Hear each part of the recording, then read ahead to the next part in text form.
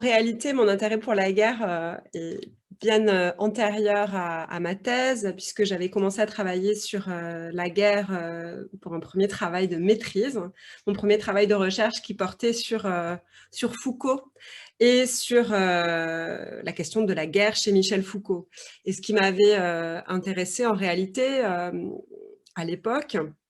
c'est la manière dont, Foucault, retournait la formule, clausewitzienne en disant que la politique était la guerre, continuée par d'autres moyens.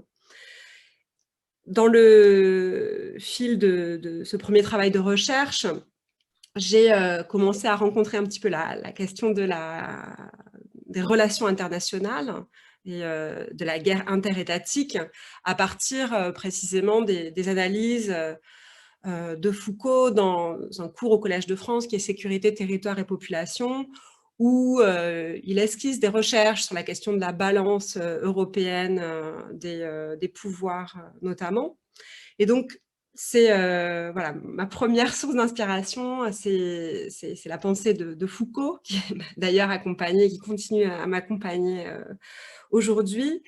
Et la raison pour laquelle je me suis plus spécifiquement intéressée aux guerres d'intervention, c'est-à-dire aux guerres humanitaires, aux guerres d'ingérence humanitaire et de libération,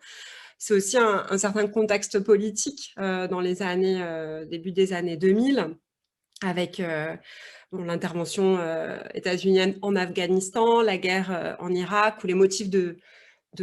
guerre pour la liberté ont été invoqués. On a eu toute une série de débats autour de la question et de la définition de l'histoire des guerres humanitaires. Donc, je pense que suivant un peu mon inspiration foucaldienne, j'ai voulu entreprendre une recherche de nature généalogique qui visait à mettre en lumière l'émergence de la question d'intervention militaire, du problème philosophique de l'intervention militaire.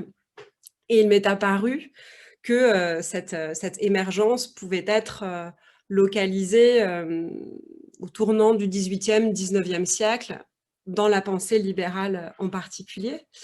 Et en réalité, c'est pas tant le droit de la guerre qui m'intéressait, même si c'est une question passionnante, mais plutôt ce que recèle le droit de la guerre, hein, les rapports de force, de colonisation, l'impérialisme, voilà, qui m'intéresse.